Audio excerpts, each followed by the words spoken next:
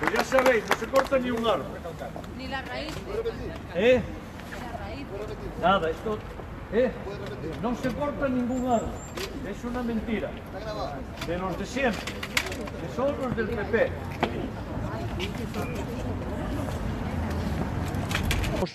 Es la modernidad, pero manteniendo esta forma tradicional. Pues, por ejemplo, manteniendo los árboles. ¿Cómo se nos iba a ocurrir cortar estos árboles? ¿Qué disparate es el PP diciendo estas cosas? ¿Qué disparate decir esto? No, si estuvieran enfermos, por supuesto, habría que tomar decisiones por razones de seguridad de la gente. Pero están estupendo, está muy bien, y ahora con la reforma quedarán mucho mejor porque los vamos a revitalizar.